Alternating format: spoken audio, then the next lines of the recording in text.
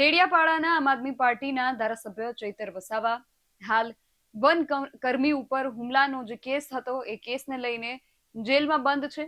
એમના સહિત 9 લોકો ઉપર આ કેસની અંદર સજા જે છે સંભળાવવામાં આવી હતી. કુલ જે 9 લોકો હતા એમાંથી એક વ્યક્તિ જે છે, જે નવજાત શિશુની માતા હતી, એમને જામીન મળી ચૂક્યા છે, પરંતુ ચૈતર વસાવા સહિત જે 8 લોકો છે હજુ પણ જેલની અંદર બંધ છે. આજે આ કેસની સુનાવણી હાથ ધરવામાં આવનાર હતી, પરંતુ જે જજ હતા એ આજે રજા પર હોવાના કારણે આ કેસની જે સુનાવણી છે એ 15મી તારીખે ઠેલવવામાં આવી છે. પરંતુ ચૈતર વસાવાના સમર્થનમાં આગામી સમયની અંદર સોમવારે આમ આદમી પાર્ટી દ્વારા એક આયોજન કરવામાં આવ્યું છે અને આ આયોજનની અંદર 1 લાખની જનમેદનીને ભેગી કરી અને શું કરવામાં આવનાર છે તેના વિશે વિગતે વાત કરીએ આ અહેવાલમાં. જય હિન્દ, DSI ન્યૂઝ પર આપની સાથે હું છું નિધિ ગઢવી.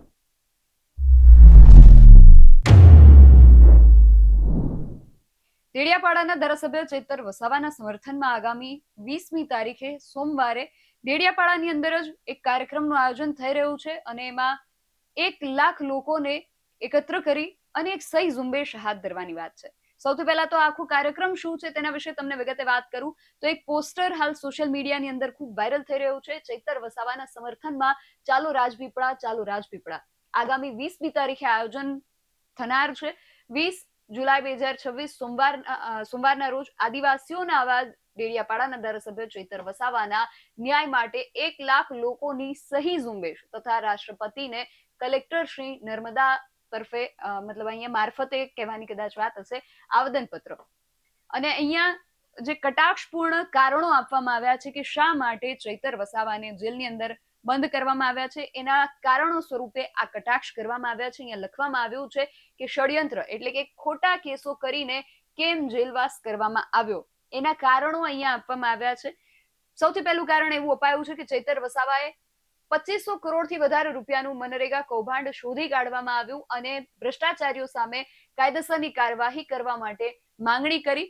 એટલા માટે ચૈતર વસાવાને જેલમાં મોકલવામાં આવ્યા છે. કટાક્ષપૂર્ણ રજૂઆતો અહીંયા કરવામાં આવી છે. 5મી અનુસૂચિત તથા પૈસા એક્ટના કડક અમલવારી માટે અવાજ ઉઠાવે છે.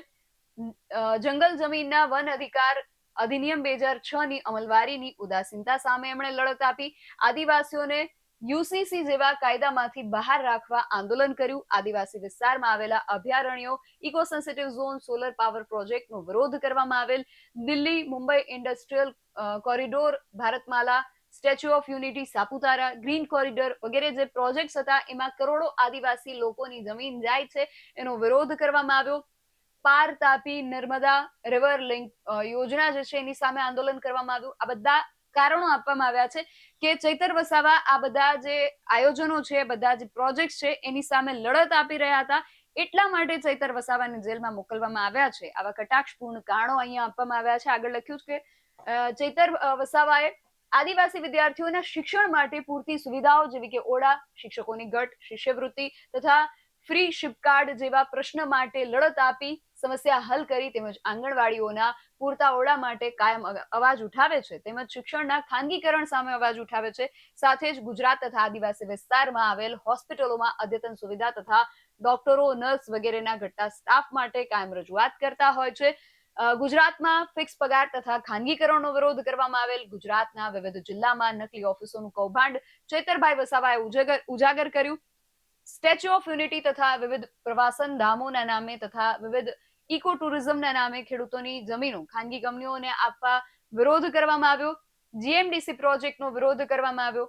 અંકલેશ્વર, ઝઘડિયા જીઆઈડીસીના કર્મચારીઓ માટે ચૈતર વસાવા અવાજ ઉઠાવે છે, એટલા માટે એમને જેલમાં બંધ કરવામાં આવ્યા છે. એવા કટાક્ષપૂર્ણ કારણો અહીંયા આપવામાં આવ્યા છે અને આ બાબતને લઈને આગામી સમયમાં આવેદનપત્ર આપવામાં આવનાર છે. આવેદનપત્ર આપવાની તારીખ અહીંયા 20 જુલાઈ 2026 અને સોમવારના રોજ સવારે 11 કલાકે તારીખવાર સહિત અને સમય સહિત આ પોસ્ટરની અંદર જાહેર કરવામાં આવ્યું છે. રેલીનો માર્ગ અહીંયા લખવામાં આવ્યો છે. નંદભીલ રાજાની જે પ્રતિમા છે બસ સ્ટેશન પાસે, ત્યાંથી કલેક્ટર કચેરી સુધી જવાનું છે.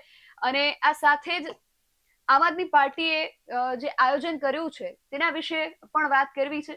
આમ આદમી પાર્ટી દ્વારા આજે સહી ઝુંબેશ છે એ હાથ ધરવામાં આવનાર છે. એમણે લખ્યું છે કે ચૈતર વસાવાના સમર્થનમાં હસ્તાક્ષર અભિયાન. ભાજપે પોતાના તંત્રનો દુરુપયોગ કરીને ચૈતર વસાવાને જેલમાં ધકેલી દીધા છે. ચૈતર વસાવા હંમેશા સામાન્ય લોકોના હક માટે લડતા રહ્યા છે. આજે ચૈતર વસાવાની સાથે મજબૂતીથી ઉભા રહેવાનો સમય આવી ગયો છે.